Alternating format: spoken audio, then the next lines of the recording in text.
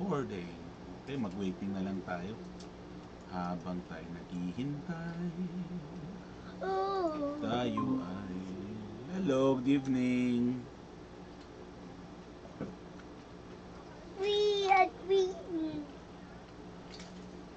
Ano ba?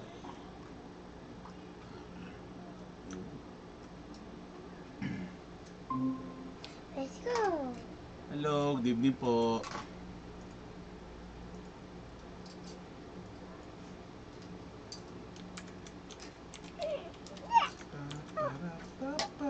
Yeah. Oh. Ay, ano yun? Kanino kotse yun? Sa'yo pala yun. Sa akin, ayan. Hello, good evening. Wala tao. Wala naman tao. Nandiyan si Lola. Mama, Good evening. Thank you po. Ayaw. Mami yan. Asan ka? Di kita kita. Ayun. Nagigigil niya. Ayun. Nandun ako kanina. Kinakasi. Ate Kasi. Ay. Ay, Where's mommy? sa lahat mga to. Everyone. Asan ka na, Aubrey? Aubrey, hanap ka ni Mama. Wow, gagagay. Bakit Wow, kasi ganda ng clip. bike ko? Dapat bike na. Tawag ka ni Lola.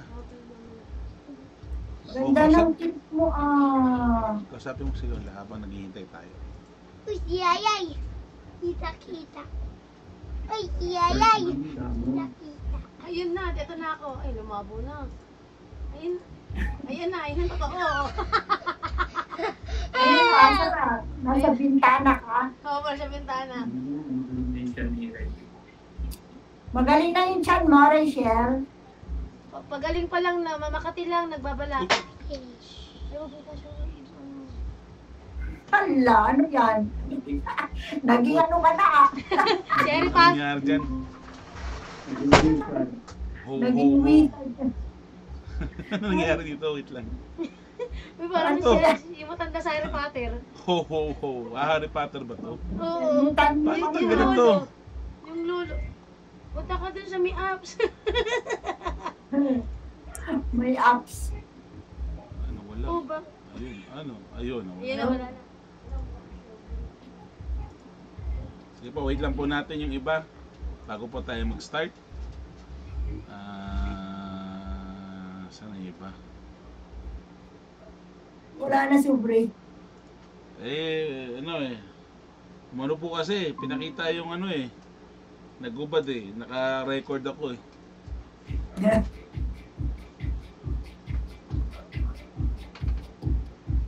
Ingay. Sa inyo po yan, Ma? May mga nagsusumba. Ingay, malapit. Tulog ba si Gian dito sa sala? Zumba? Ganitong oras? Oo, ganito talaga oras nila sumba. Alas 7, 7. Maagal na tong si Papa Naiingayan. Kasi si Gian dito sa baba natulog kasi nga ang init sa taas. Ay, oo. Ibang araw. Kaya medyo madilim kami. Ay, hindi kami pwedeng magbukas ng ilaw dito sa nandun na sa kusina. Ayun lang. Sige po, Kasi pag mag-start na po siguro tayo. So, wait lang po Saan yung ibang mga youth? Ronald, paano nga ako ng ibang youth? Nasaan na sila? Ate Jonaline, good evening. Si Engineer rin nakita ko na. Hello, good evening po sa atin lahat. In a few moments po tayo po ay magsimula na. Waiting lang sa iba na maka-join. I think pwede na siguro tayo mag-start. Sige po, okay. Tayo po, mag-start na po tayo. Nasaan na ba yung ano ko? Yun, sige. Alright. So, good evening po sa lahat. Welcome to Light of the Mountain Church of the Nazarenes Friday night prayer meeting. At ako'y nagagalak dahil po tayo ay nagkaroon ng oportunidad na magsamba sa ating Panginoon sa mga kapanahonang ito. Bago po tayo mag-start ng ating panalangin, meron po bang gusto mag-share na kanilang praise report or thanksgiving item? Meron po ba kayong gustong sharean ng mga praise report nyo? May mga maganda po bang pangyayari sa inyong mga buhay sa mga kapanahonang ito na gusto nyo pong ipagpasalamat sa ating Panginoong Jesus? Okay, siguro ako na mauna. Nagpapasalamat ako dahil sa protection na ibinigay ng ating Panginoon kay Mami na nakauwi siya ng maayos sa Pilipinas. And ayun nga, sabi nga niya, kwento niya is marami siyang pasalubong kaso nasa cargo pa daw. And mga mid-December pa daw dadating or makakadating dito sa Pilipinas yung iba niyang mga pasalubong. So ako'y nagpapasalamat na sa kaligtasan na ibinigay sa kanya at ganoon din po sa sa tawag dito protection na nag-enjoy din siya doon sa lugar na pinuntahan niya sa US. Sunod ko pong papasalamat, ako po ay nagpapasalamat sa Panginoon dahil po dalawang Friday tayo hindi nagkita eh. So within those 2 Fridays na hindi po tayo nagkita, ako po ay may nangyaring kakaiba or hindi ka nais-nais na pangyayari sa sarili ko. Ako po ay inatake ng sabi parang mini heart attack nung Sabado. Last Saturday pa po yung mga 2 Saturdays ago o 1 Saturday ago. 2 Saturdays ago. Ako po ay almost paano ko ba sabihin to? Halos mamatay na ako nung Sabadong yun eh. But I praise God na overcome ko nung mga panong yun. Yung sakit, ang sakit talaga eh. Umiiyak na ako, nakita ako ni Faye. Tumatawag na si Andre kay lola niya na para tumulong, but thank God na nawala, gumaan yung pakiramdam, lumuwag yung dibdib ko at naramdaman ko tumubok ng maayos yung puso ko. So ako'y nagpapasalamat doon sa ating Panginoon na binigyan niya pa ako ng pagkakataon mabuhay at yun, isa sa yun sa pasasalamat ko. And last na pasasalamat ko ay almost done na ako sa semester na ito. Medyo na-stress lang sa Greek, but so far naman magaganda naman yung grades ko and I think hindi naman ako babaksak. Siguro sa Greek medyo mababa lang yung grades, pero sa iba kong mga subject I think okay naman ako. And praying na maka-enroll ulit next semester. Yun lang sa akin. Pasasalamat ko sa Panginoon na patuloy na pagbibigay niya ng guidance and protection sa akin. Hindi ako nag-post, hindi ako nag-ano kasi ewan ko, parang hindi ko lang anong nangyari, pero nagpapasalamat ako na Josephine nung nangyari yon. So natulungan niya akong itaas yung kamay ko para yung dibdib ko, and nakatawag, although hindi naman na emergency. I praise God kasi parang feeling ko talaga iba talaga yung nangyari noon, but praise God na ako'y buhay pa at ako'y nandito sa inyong harapan sa mga kapanahonang ito. So, meron pa po bang gusto mag-share na ng praise report or thanksgiving item? Wala po ba nangyaring maganda sa inyo? Puro ba kamalasan at kapangitan na nangyari sa buhay nyo? Wala po bang ayun? Sige. Okay, ako naman nagpapasalamat sa Panginoon kasi almost finished na kami sa aming audit ng PhilInvest. Tapos na po kami sa financial audit, sa payroll audit. Ang ginagawa na lang po namin ngayon ay receivable audit. Kaya I really praise God dahil kunti na lang at saka maka-umpisa na kami sa ibang kumpanya para sa audit namin. Kaya to God be all the glory. Thank you, Lord. Okay, thank you. Maraming salamat for sharing that. Sa iba po, baka may pangyayaring maganda-ganda na gusto nyo i-share. Ito po yung pagkakataon natin na ma-share po ang mga yan para mabigyan pasasalamat sa ating Panginoon. Meron po bang gusto mag-share na kanila pang thanksgiving or praise report? Sorry po medyo kasi alam ko marami tayong nangyaring maganda sa araw na to or sa linggo na ito. And 2 weeks tayo hindi nagkita. Imposibleng walang nangyaring blessing sa atin But kung naiiyak kayo ay okay lang po at tayo po'y dumako na sa ating panalangin unless may gusto po buong humabol. Kung wala na pong habol, ay tayo po ay magsimula na. Let us pray. In the name of the Father, of the Son, of the Holy Spirit, Lord Jesus, thank you for this wonderful day. Thank you for the opportunity to worship you in spirit and in truth. Lord Jesus, may you guide us, bless us, and be with us, Lord, as we give you all the glory, honor, and praise. We love you, Lord, and bless us as we gather, as we worship you at this time and moment. Sa mga habol, Lord, yung mga tulog, gisingin nyo, mga tinatamad, bigyan nyo ng kidlat na magkaroon ng kasaganahan at kasiyahang makilala ka, Lord. Yung mga natutulog na Kristiyano, na nanglalamig na Kristiyano, ay Lord, ay tulungan niyo pong buhayin sila at bigyan ng kalakasan na gagaling sa inyo. Panginoon Jesus, ibinibigay ko lahat ng papuri at pagsamba sa ngalan niyo. In Jesus' name pray. Amen and amen. Again, ako'y nagpapasalamat po sa inyo dahil po nandito kayo sa kapanahonang ito. Pero bago po tayo magsimula ay itatag ko yung mga wala pa dito na dapat nandito. So, Chloe, Elizabeth, Paulo. Yan. Okay. Sa gabi pong ito, ang ating pong pag-uusapan ay nasa 1 John. 1 John chapter 1 verse 5 to 10. Ulitin ko po, 1 John chapter 1 verses 5 to 10. Kung may mga Bible po kayo, ay mas maganda na mabasa nyo po mismo yung Biblia para po sa inyo mismo pong mata at mabasa po natin to ng tama. Babasahin po natin ang verses po sa Bible Gateway at ito ay NIV version.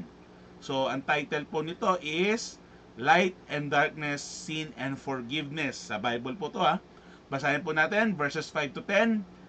This is the message we have heard from Him and declared to you. God is light. Take note that God is light. In Him there is no darkness at all. If we claim to have fellowship with Him and yet walk in the darkness, we lie. Hipokrito daw tayo. Do not live out the truth.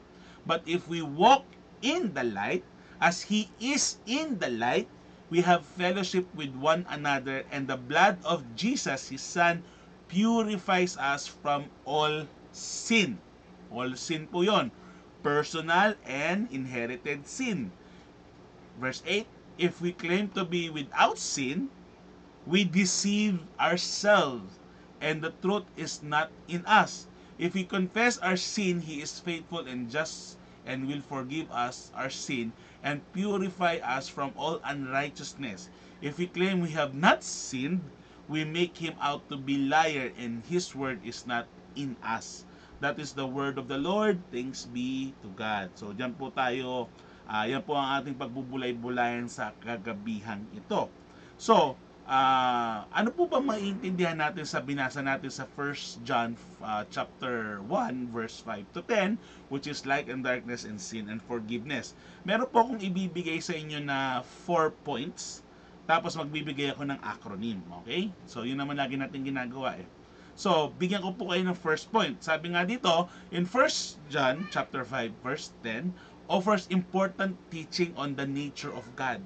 Yun yung nature ng Panginoon, yung light, yung kagandahan, kapuri-puri, mabait, forgiving, loving. Yan yung nature ng ating Panginoon. And we also learn the importance of sin and forgiveness.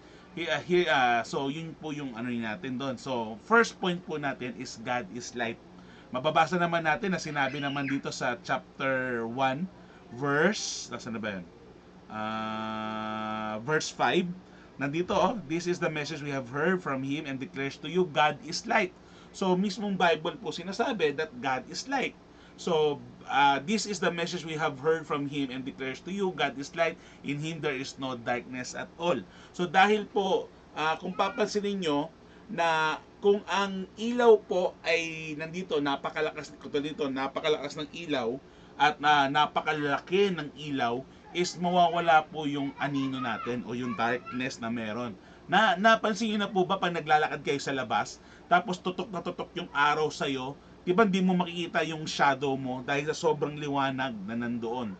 So, ayun lang po ano lang po yun. Pero syempre yung presensya ng ating Panginoon na siya ang ilaw sa ating buhay, dapat po pag ang Panginoon na ipamumuhay na natin sa ating sarili, wala na pong lugar yung darkness na ito because punong-puno ng ilaw ng ating Panginoon. Dahil sa kanyang presensya ang ating buhay, wala pong dilim na pwedeng umislip or mangibabaw doon dahil sa kanyang presensya.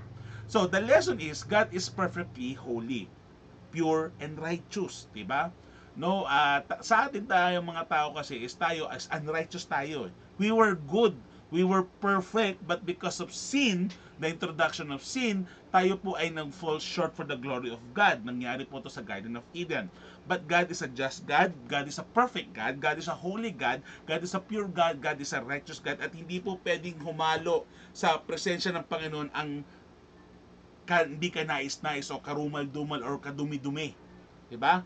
Kaya kung mapapansin po natin, Jesus Christ needed to die on the cross so that His blood may be shed and will be covered into us, making us whiter than snow. Dahil sa dugo ng ating Panginoong Hesukristo ay tayo ay naging malinis, naging banal, naging righteous, naging pure, naging holy dahil sa dugo ng ating Panginoon.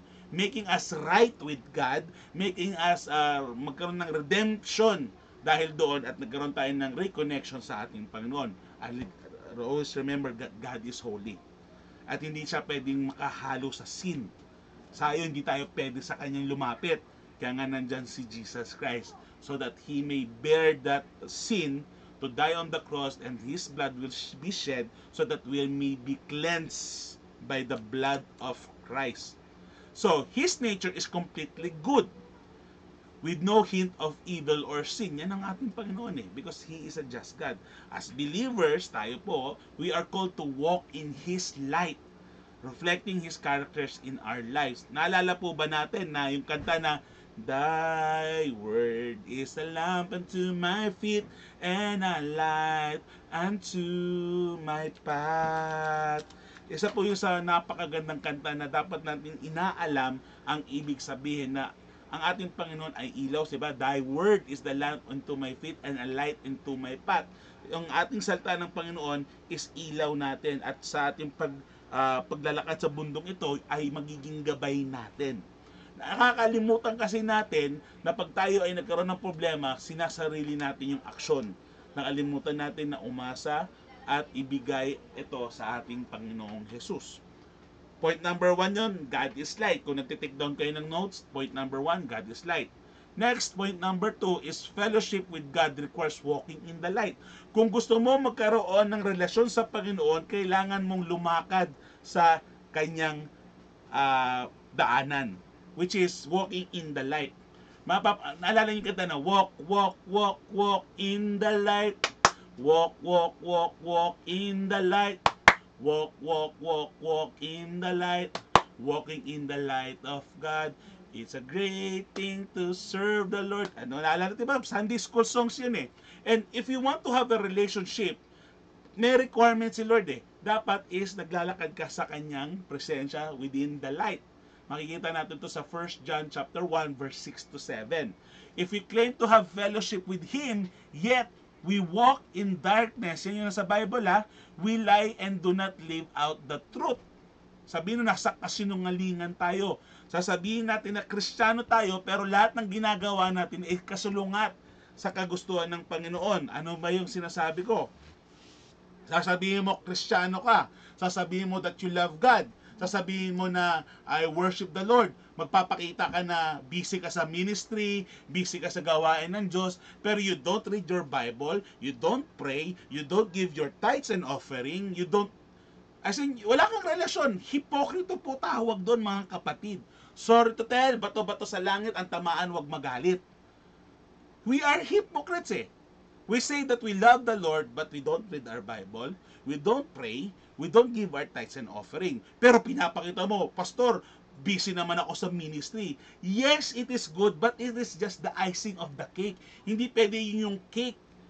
Yun yung byproduct ng faith mo. Paano mo ba i-build yung faith mo? Paano mo ba ma-i-experience si God? Paano mo ba masasabi na totoo, mahal mo ang Panginoon? When you read the Bible, when you pray, and we give your tithes and offering. Pastor, bakit lagi mo sinasabi tithes and offering? Because pinapatunayan mo na pinagtitiwalaan mo ang iyong Panginoong Hesus ay lahat ng meron ka. Because if you do not read the Bible, ano panlaban mo? If you don't pray, pag magpe-pray ka lang, yung mga wants and needs mo lang, nakalimutan mo magpag-pray, yung ibang tao rin na nangangailangan ng prayer, at if hindi, you don't give your tithes and offering, what's the point na nasa church ka, nagsasabi mo Christian ka? This is the building blocks eh. When you pray, you gain wisdom, you gain understanding, you have learned who is God, who is Jesus, why is this, why is that. Pag ikaw ay tinempt ng kalaban, kaya mong sabihin nasusulat, katulad ni Jesus Christ. Naalala niyo po ba, nung si Jesus was tempted in the wilderness, ang sinabi niya, hindi sa kanyang kaisipan, kundi sa salita ng Diyos, sabi, nasusulat. There is power in the word of the Lord. Why do you need to pray? Because when you pray, you let yourself be vulnerable with God, telling Him the truth and your suffering, your pains, your plans, your dreams, your hope, yung plano mo sa future, sinasabi mo sa Kanya. Dahil sinasabi mo sa Kanya, you are being vulnerable with Him, at nalalaman mo, God will speak to you in mysterious way by the Holy Spirit. When you give your tithes and offering, it says, Lord, I trust you. Maliit lang tong meron ako, but I will trust you because my faith is in you. Yes, kailangan natin mag-work. Hindi naman pwedeng blind faith tayo. Nasasabihin mo, hindi ko na kailangan mag-work. May faith naman ako kay Lord. Hindi tama yon. When I say we give your tithes and offering, it means that you give all authority to the Lord and you trust the Lord so much na kahit maliit lang yung kinikita mo, God will prosper it. But ginagawa ba natin yon? Diba, usually, Pastor, kaya ko mag-pray eh. Kaya ko magbasa ng Bible. Pero mukhang hindi ako kampante or sa pagbibigay ko ng tithes and offering. When I say tithes and offering, 10% yon. Pero that is the at least minimum. You can give more. Meron pa tayong tinatawag na sacrificial giving. Pero bakit mo gagawin yon? Because you trust the Lord and you are grateful to the Lord that has given you many things. Pero pag hindi ka nagbigay ng tithes and offering mo, anong ibig sabihin nun? You don't trust God na bibigyan ka ng provision. You don't trust God na bibigyan ka ng protection, ng guidance at ng blessing. Because bakit mo pinagdadamot ang Panginoon? Bakit mo siya pagdadamutan? Diba pag mahal mo, you give. You cannot give without, you can love without giving, you can give without loving, but you can never love without giving. Do you really love the Lord? Do you really trust the Lord? Tapos, leader ka, pastor ka, natagal ka na sa church, but hindi ka nagpe-pray, hindi ka nagbabasa ng Bible, hindi ka nagbibigay ng tithes and offering mo. Ngayon, bakit ko sinasabi again, tithes and offering? Hindi naman to sa sinasabi ko na wala nagtatithe sa inyo. I'm telling you, because tithes and offering has a crucial part in our character as Christian. Meaning, yung faith mo, yung trust mo, yung belief mo, and the authority na ibinibigay mo sa Panginoon sa lahat ng aspeto ng buhay mo. Kasi pag pera ang usapan, lahat tayo sensitive. Lahat naman tayo naghihirap kaya nga tayo nagtatrabaho. Lahat tayo may pinagdadaanan, kaya nga tayo na-i-stress. But yung iba doon, na-overcome nila because they trust God so much that kahit yung pera na meron sila, I remember mami ko yung magiging example ko, wala na siya. Wala na siyang pambayad sa mga empleyado niya, pero ang ginawa niya, binayaran niya lahat ng bills, binayaran niya mga empleyado niya, except one employee na pumayag naman na i-defer yung payment, yung sahod niya. Pero ang hindi niya ginawa, hindi siya nag-tithes. Kulang na sahod niya, deferred na yung sahod ng empleyadong isa na pumayag na trusted ni mami, magbibigay pa rin siya ng tithes niya. Kung ano yung tithes niya, hindi niya binawasan yung tithes niya. Kundi kung ano, binigay pa rin niya yung anong tithes niya. But look at her now. He's reaping the harvest. Although masyadong busy pa rin sa office para to work, to head the office. Pero yung integridad niya, yung character na nag-form sa kanya, ganun din po sa atin. So sabi nga dito is, pag hindi daw sasabihin natin, if we claim to have fellowship with Him, yet we yet walk into darkness, ibig sabihin nun, Christian ka, sinabi mo, pero wala ka namang ginagawa bilang maging Kristiyano, you still lie, you still cheat, sabi nga sa Bible, sorry pero kung baon ka sa utang, sabi nila sa Bible to is dapat di ka nagpapautang, ikaw dapat yung nagpapautang, hindi ka yung umuutang, sabi sa Bible. Pero again, this is general, wala akong pinapatamaan. Kung meron kayo, di bato-bato sa langit, tamaan, wag magalit. Ang kailangan ko lang po sabihin yung katotohanan. So kailangan wala kang utang daw eh. Dapat ikaw pa yung nagpapautang. At pag nagpautang ka, sabi nila, is hindi ka nag-expect ng something in return. Or minsan, di mo na ini-expect yung bayad mo unless may kasalatan kayo. But that's another different story. Ang inaano ko po dito is tayo, when we say that we are Christian, we should walk the talk. We should practice what we preach. Mahirap. Alam kong mahirap. Minsan kailangan natin tamaan, sabi ko nga doon is sometimes God has to destroy us or to broke us so that He can restore us. Sometimes God need to destroy us so that we may be restored. Sabi, we lie and do not live out the truth. But if we walk in the light, as He is the light, we have fellowship with one another, and the blood of Jesus, His Son, purifies us with all our sin. When say purifies, is nilinis. Diba? Na-sterilize. Wala ng germs. Kaya nga wala ng sin because Jesus blood is the ultimate cleaning solution. Ang lesson po dito is true fellowship with God means living in alignment sa kanyang will within His light or with His light. Living in the truth, righteousness, and holiness. When we do so, we experience the cleansing power of Jesus, sacrifice, and grow closer to each other as believer. Kapatid, hindi po ako nagsasalita dito para patamaan ka or asarin ka. I'm telling you, we need to start doing what is need to be done if we really consider ourselves as Christians. Mahirap. Hindi ko po itatanggi yun. Mahirap po talagang sumunod sa salitahan ng Diyos. Kasi ang daming bawal. Pero bakit madaming bawal? Naisip niyo po ba, bakit ba ang daming bawal sa Bible? Ba't ba maraming pinagbabawal si Jesus? Ba't ba ang daming niyang sinasabi sa Bible na kailangan gawin? Kasi kung di po katulad ko, bawal sa akin kumain ng ganito, ganyan, pero pag kumakain ako, umaatake arthritis ko. Bawal nga, masarap kasi. Masarap, diba ang bawal? Kaya ngayon yung ginagamit ni Satan. Kung saan ka mahina, doon ka tinitira ng kalaban. Pero tandaan po natin, yes, kung saan tayo mahirap, saan tayo nahihirapan, doon tayo tinitira ng kalaban. Pero remember that God is bigger than our problem.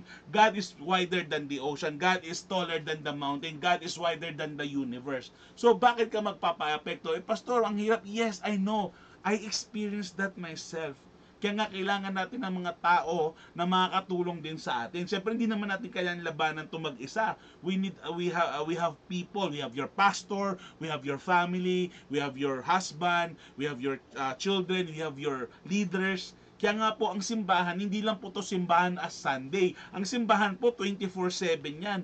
Kami mga pastor, dapat 24/7 kaming online para sa mga members. Pero remember that the pastor also need the members. Hindi naman puro pwede kami palagi. Dapat meron din kami natatanggap. Hindi ko po sinasabi na dahil dapat nyo gawin to. But kundi, tao lang rin kami. We need people to pray for us. We need people to encourage us. We need people to motivate us. We need people to help us as same as sa inyo. That's why we encourage you, we motivate you. But remember, hindi po tayo manghuhula. Kailangan din namin malaman kung may problema ka, hindi namin alam, kailangan namin malaman kasi hindi naman kami manghuhula and vice versa po yan. Pero sometimes kasi ang mga pastor po, to be honest, hindi nila sasabihin yung problema nila. Makikita na lang niya ng mga taong observant that they will never tell. Because ayaw namin mga pastor na makadagdag pa sa problema ng aming members. But for me, kaya ako nagpo-post ng mga ganon because I want my members, I want our members to know that even pastor experience this para makarelate tayo sa isa't isa. Iba style ko, iba style ni pastor, iba style ng mga pastor. At ba't nawala yung dalawa? Anyway, point number 3, acknowledging sin and God's faithfulness. Makikita natin to sa chapter 8 and 9. Sabi dito, if we claim to be without sin, we deceive ourselves. Pag sinabi natin wala tayong kasalanan, mali, mabait naman ako, ay niloloko mo sarili mo. And the truth is not in us. But if we confess our sin, sabi niya, He is faithful and just and will forgive us our sin and purify us from all unrighteousness. So the lesson po dito mga kapatid, no one is without sin.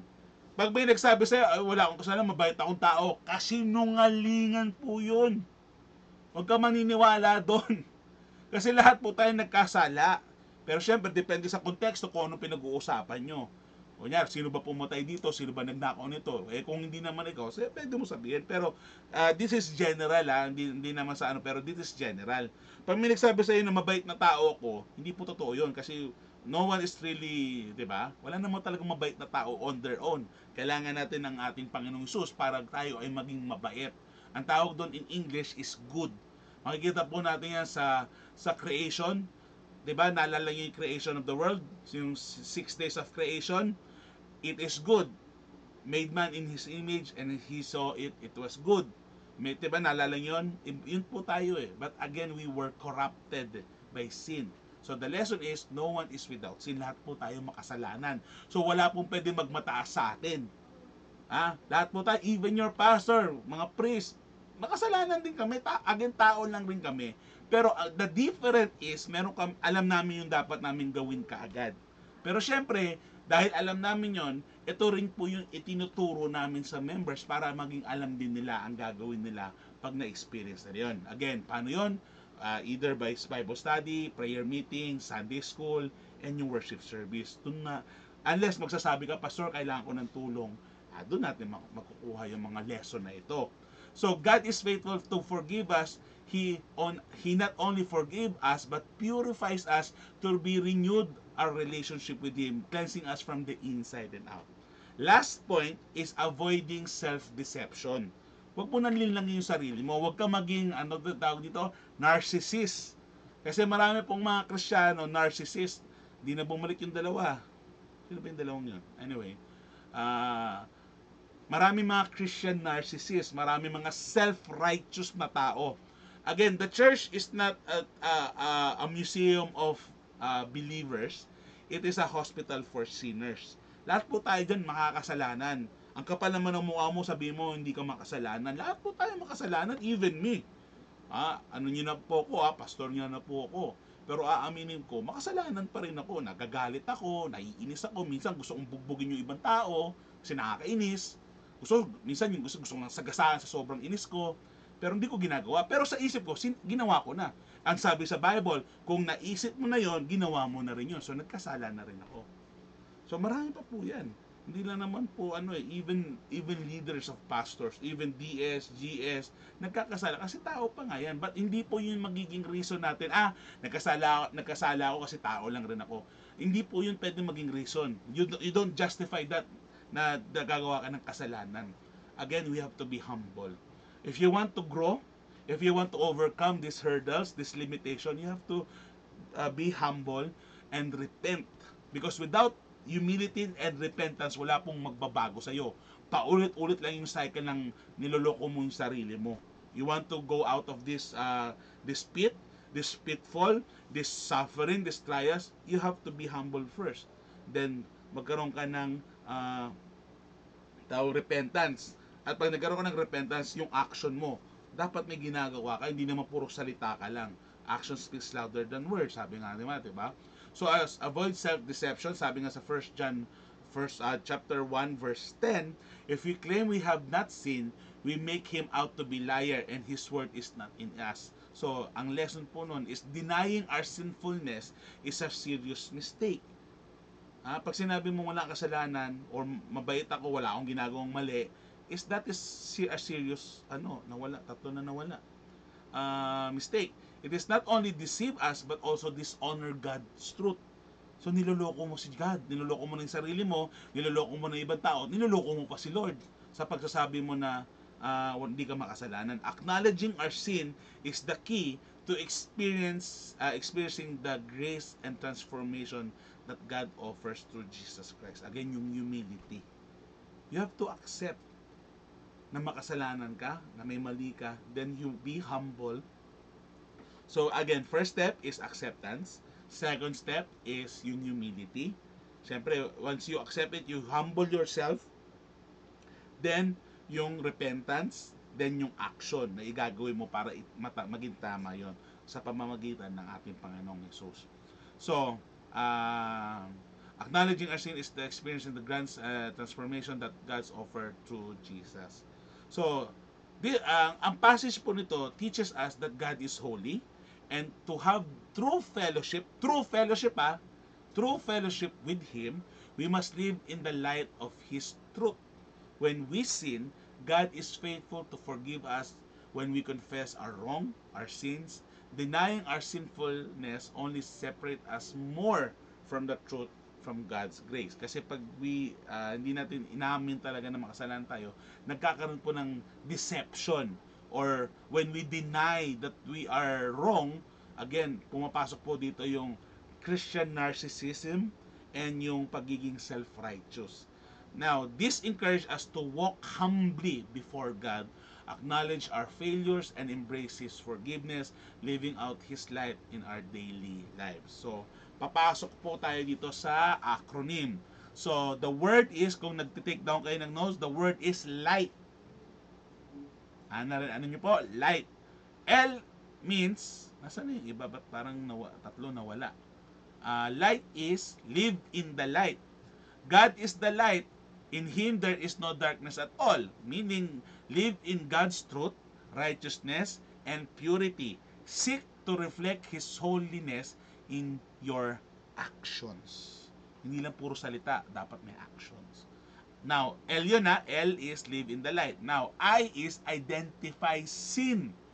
Kaya nga, when we confess, dapat, diba pa nagpe-pray tayo, dapat isa-isahin natin yung mga kasalanan natin and ask for forgiveness. At the same time, isa-isahin mo rin yung mga blessing na tatanggap mo para maging thankful ka at grateful ka rin sa Panginoon. I is identify sin. Sabi dito, if we claim to be without sin, we deceive ourselves. So, recognize that everyone struggles with sin. Lahat tayo will struggle with sin. Kaya nga dapat tayo maging sensitive tayo sa mga pinagdadaanan ng ibang tao para, sabi nga, God gave us 2 ears and 1 mouth so that we may listen first ng maayos before we speak. Sabi sa Bible nun is, ang tawag sa Bible verse na yon is, be quick to listen, slow to speak, slow to get angry. So, recognize that everyone struggles with sin. Honesty about our fault is the first step towards healing. Kung gusto mong ma-heal sa brokenness, kung gusto mong magkaroon ng healing sa relationship na nasira, it's about honesty. You accept, be humble, be honest, magkaroon ka ng repentance, then doon na yung action na kailangan mong gawin. Next is the letter G. Go to God. Bakit ka lalayo sa Panginoon kung may problema ka? Dapat pag may problema ka, you go closer to God. Huwag kang lalayo. Most of us kasi lumalayo tayo sa Panginoon, or minsan inuuna natin ibang bagay bago ang Panginoon. Pag may problema ka, may pinagdadaanan ka, may suffering, trials, temptation, even joys, victories, and success, you go to God first. Sabi nga, seek ye first the kingdom of God, and all these things shall be added unto you. Sabi nga dito, if we confess our sin, He is faithful and just to forgive. Meaning, when we fall short, turn to God. Because God is the one who will make it right. Hindi yung alak, hindi yung drugs, hindi yung kapitbahay mong Bombay, hindi yung ibang tao, kung hindi si God. Hindi nga sarili mo. You cannot save yourself. Kasi kung you can save ourselves, edi sana hindi na natin kinailangan ng Panginoon. But because we need God, because we cannot forgive ourselves, we cannot save ourselves, we need someone who is sovereign and above all things, who is God, through Jesus Christ, His Son. Diba? Yun yung magiging, kaya nga siya yung mediator natin. We need God. We need to come closer to God. Because when we confess and bring forgiveness and restoration sa Panginoon, hindi sa sarili mong effort. Next is the letter H. Okay, isa na lang nawala. Ba't wala yung ibang youth? Wala si Paulo, si Rica, si Len yata, nakita ko kanina. Anyway, sige. Nasaan na yung iba? Okay, next is H. Have fellowship. Anong ibig sabihin ng fellowship? When I say fellowship, this is real, authentic, real, genuine relationship. Yung fellowship na hindi fake, hindi may facade, hindi yung plastikan, kundi yung totoo. Sabi dito, if you walk in the light as He is in the light, we have fellowship with one another. Diba? Walking in God's light strengthen our relationship or bond with Him and with His fellow believers. Tandaan natin, nakalagay sa Bible, sa mga taong tunay na anak ng Diyos, maririnig nila at maiintindihan at malalaman nila ang salita ng Panginoon. Pero sa mga taong nagpeking Kristiyano, hindi nila maririnig ang salita ng Diyos at maririnig nila yung salita ng demonyo na full of sin, full of boast, full of pride, full of envy, full of hatred, full of denial, deception, ingay ng mundo. Yun yung naririnig nila. Kaya yung mga marites na yan, yun po, isa yun sa mga sa kasamaan, yung mga marites na yan. Diba?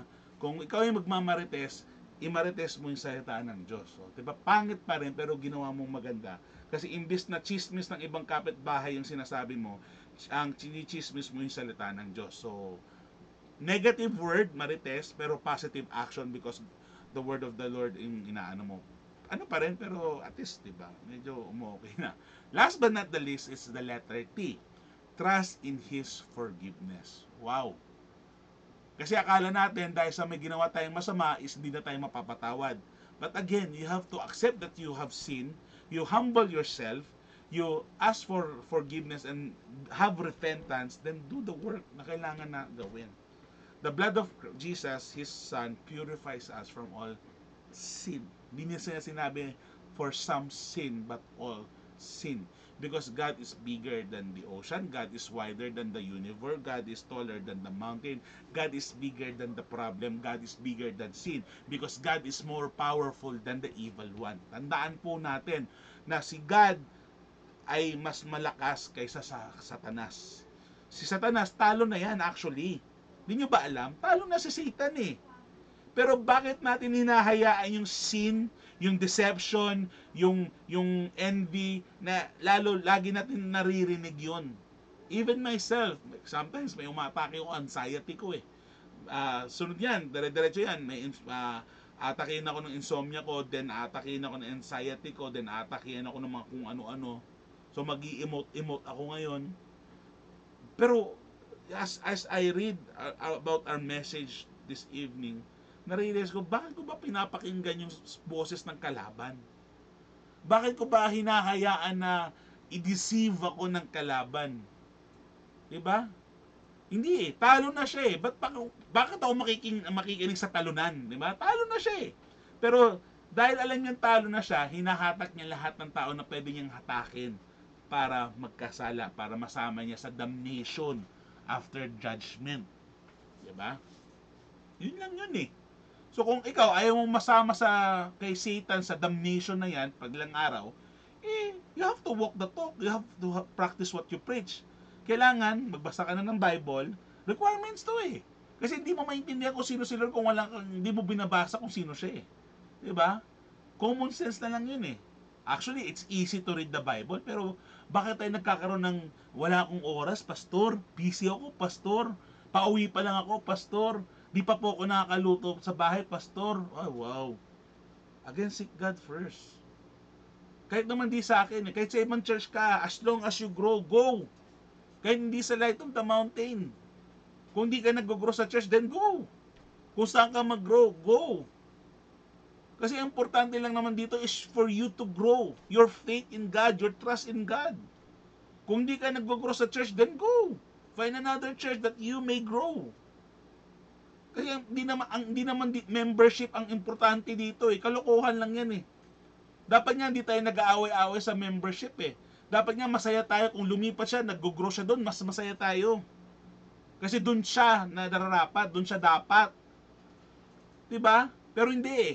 Nag-aano tayo sa membership kasi sa tithes and offering, sa attendance. Nakalimutan natin that the real goal is not those attendance, is not the tithes and offering, yung pera na degenerate, kung nag-grow yung tao. Because when that person grow, all is our victory. Diba? Tama ba ako? Tama ako. Yata. Diba? So, trust God's forgiveness is complete. Sabi nun, perfected. And His grace purifies us from all unrighteousness. So again, yung acronym po natin is LIGHT. L, live in the light. I, identify sin. G, go to God. H, have fellowship. T, trust in His forgiveness. And yung 4 points po natin kanina is God is light. Number 1. Number 2, fellowship with God requires walking in the light. Number 3, acknowledging sin and God's faithfulness. And 4, avoid self-deception. Now, to summary or to conclude our message this evening, mga kapatid, gaano ka ba kaseryoso sa relationship mo sa Panginoon? Seryoso ka ba o half-hearted ka? Sabi sa Bible, mga kapatid, kung ikaw daw ay lukewarm na Kristiyano, ngunguya at idudura ka ng Panginoon. Ayaw naman natin mangyari yun. That's why, kung matamaan ka, nasaktan ka sa message sa atin ngayon, hindi po yun yung intention ko. Kasi mismo ako, tinamaan ako. Paano ako sa tinamaan? Sometimes, di ba? Lalo pag ina-atake ako ng insomnia ko and anxiety ko, sometimes, hindi talaga si Lord ang inuuna ko eh. To be honest, To be honest. Nung ina-atake ako ng mga panahon yun, hindi si Lord ang inuuna ko eh. Yung umatake yung sakit ng puso ko na mini heart attack ba? Yung heart attack na mismo yun. Hindi si Lord ang inuna kong hanapin eh. Kayo, sino ba yung nauna nyo? Seryoso ko ba talaga sa relationship mo sa Panginoon? Seryoso ko ba talaga dyan sa ministry na meron ka? Seryoso ko ba talaga dyan sa commitment na meron ka para sa Lord? Or half-hearted ka lang? Para lang may masabi? Para lang may magawa? Just for the sake of it? Anong klase kang leader kung ganon? Anong klase kang pastor kung ganon? Anong klase kang Kristiyano kung ganon? Kung totoo talaga na gusto mo magkaroon ng relasyon sa Panginoon, kapatid, accept that you are a sinner. Be humble sa iyong mga kasalanan. Ask for forgiveness and have repentance. Magkaroon ka ng repentance. Ano ibig sabihin ng repentance? Hindi lang po ito pag nagsabi ka ng sorry. Pag kung gusto mo magkaroon ng repentance, ibig sabihin nun, you humble yourself, you accept it, you humble yourself, you ask for forgiveness, at may nabago sa buhay mo. Kasi kung nagsabi ka ng sorry pero wala namang ginawang bago, ganun pa rin, that is not repentance. That is just hypocrisy. Kung sinabi mo na sorry, dapat hindi mo na uulitin yun. As much as possible. Kung seryoso ka talaga sa relasyon mo sa Panginoon, now is the time. Seryosohin mo na talaga. Kasi hindi talaga natin alam kung kailan babalik ang Lord. Again, nakalimutan na kasi ng mga simbahan ngayon sabihin yung katotohanan. Kasi gusto nila dumami ang tao eh. Kasi pag nagsabi siya ng katotohanan, maiinsulto yung member, alis. Kaya siguro may nawala. Ewan ko ano nangyari. May nawala kanina eh. But, para sa ngayon, sa mga panahon ito, kapatid, totoo yung labanan eh. The end is near eh. Hindi natin alam kung kailan babalik si Lord eh. So, rather than na, diba, magsalita tayo ng madali lang gumawa ng message about prosperity eh. Pero hindi, kailangan natin sabihin yung katotohanan eh. If we sin, as we fall short from the glory of God, we will go to hell. We need Jesus. Kailangan natin baguhin yung mga habits na natin. We need to change. Kasi kung walang pagbabago, magiging stagnant lang tayo, anong mangyayari sa atin? And in our stagnant state, it's not working eh. We need to change. Gusto mo mawala sa mga utang mo? Then you do what needs to be done. Gusto mo mawala sa mga anxiety, depression na meron ka? You do what needs to be done. Kung gusto mo mawala sa argument, sa mga broken relationship mo, sa mga sirang relationship mo sa kapwa mo, sa kaibigan mo, sa family mo, do what needs to be done. Kung gusto mong maging successful, maging victorious sa buhay mo, do what needs to be done. Kung gusto mong magbago yung sarili mo, maging makabasa ka ng books, ng Bible, yumaman ka, pumayat ka, umayos ang itsura mo, umayos yung pagkatao mo, do what needs to be done. I cannot tell you what you need to do. Ikaw yan, aalamin mo yan sa Panginoon. Kausapin mo si God. At kung ano man yon, do what needs to be done. As long as it is in line with God and in His will and in His life. Tayo po'y manalangin. In the name of the Father, of the Son, of the Holy Spirit, Lord Jesus, we give you all the glory, honor, and praise. Nagpapasalamat po kami sa pangkapanahon ng ito na binigay nyo sa amin, Lord. Lord, gabayan nyo po ang bawat isa, lalo sa po mga taong may pinagdadaanan ngayon. Lord, help us, Lord Jesus. Help us, Lord, to conquer this fight, to encourage us, to give us hope, and to give us the strength we need that we can fight the good fight of faith, we can run the race, we can walk the talk, we can practice what we preach. Lord, we give you all the glory, honor, and praise. In Jesus' name we pray. Amen and amen. Okay, tayo po ngayon dadako sa ating mga panalangin. Ay, marami na pala. Haba naman ito. Haba. Okay, sige. Okay, prayer request niyo po. Si Mami meron na, si Mama, Papa meron na. Si Ate Chris, mahaba na. Tama na po. Mahaba masyado, baka hindi natin mapag-prayan. Ate Jonalyn, Ronald, Kuya John, Faye, prayer request niyo po. Kanina parang, sino ba yung nakita ko kanina? Parang may nakita pa akong ibang tao. Sige po, paki-chat na po nung inyong prayer request para po mapag-pray po natin yan. Kakauwi ko lang, magpakain muna ako sa laga ko galing ng Kumon. Prayer request nyo po. Prayer request nyo po, Ate Mira. Sino yung isa kanina? May nakita na akong tao kanina. Saan na yun? Sige po, ano yun lang po yung yung prayer request nyo. Paki-chat lang po ako, then we will pray kasi konting minutes na lang po tayo. May 10 minutes na lang po tayo, so yun.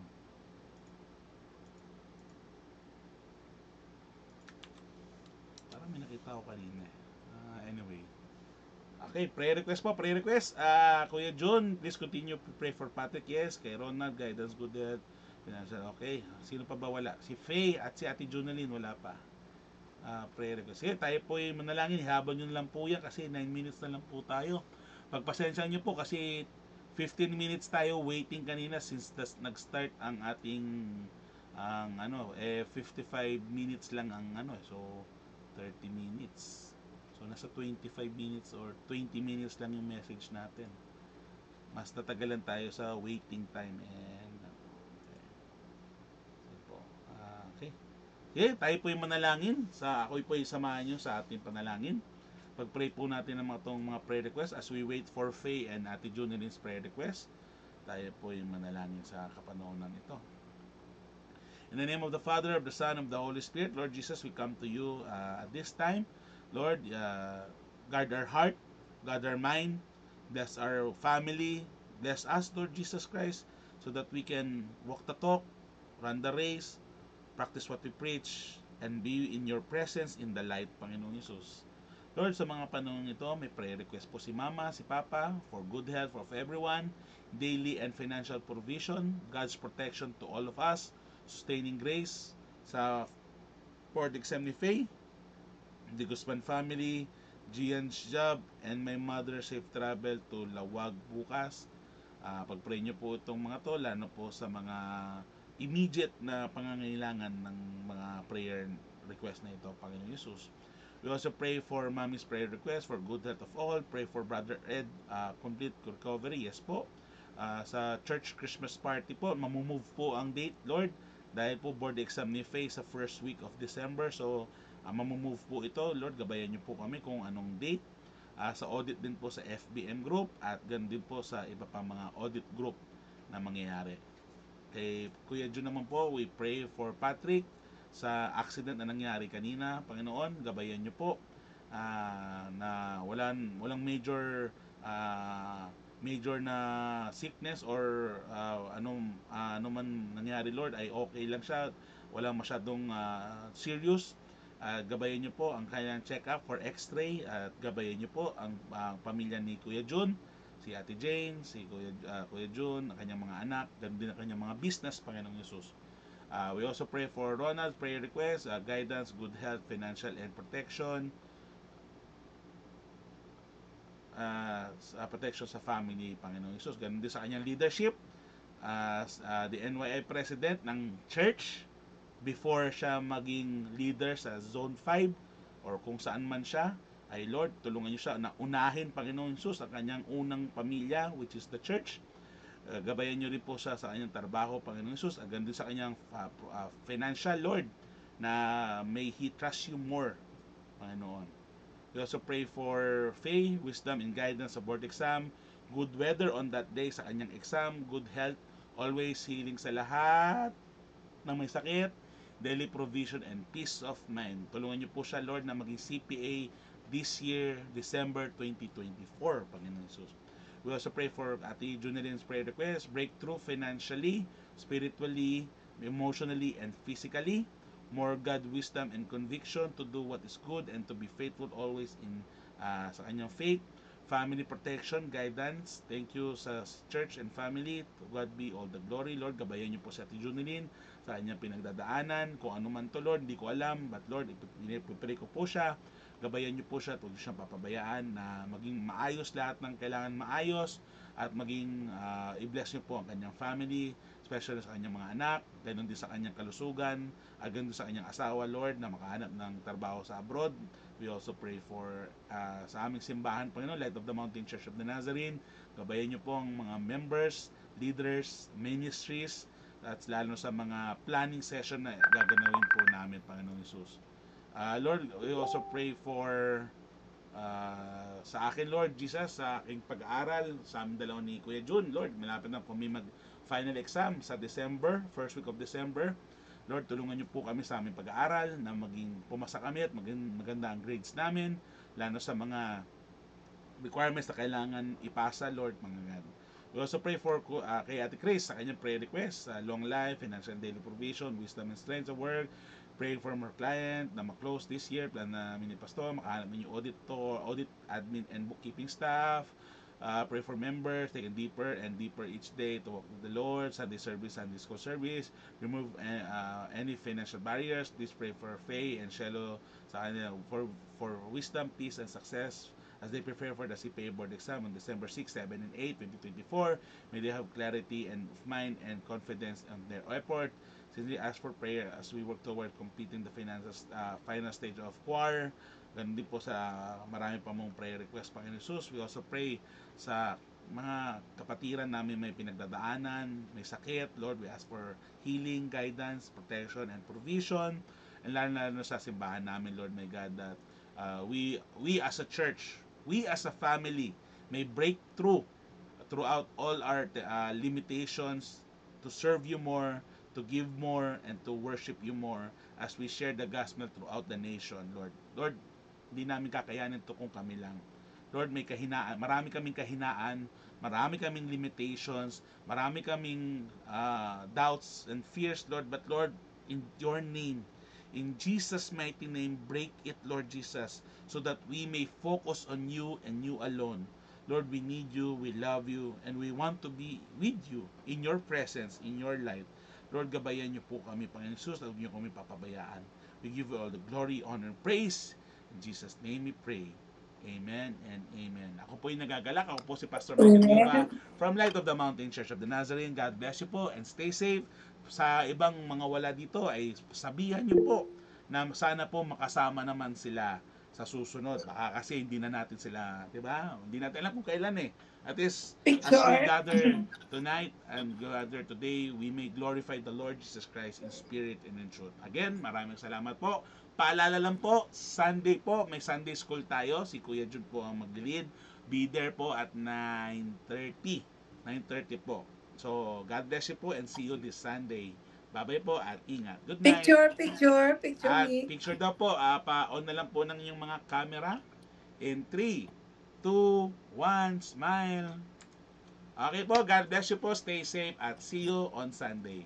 Bye-bye. Good night po.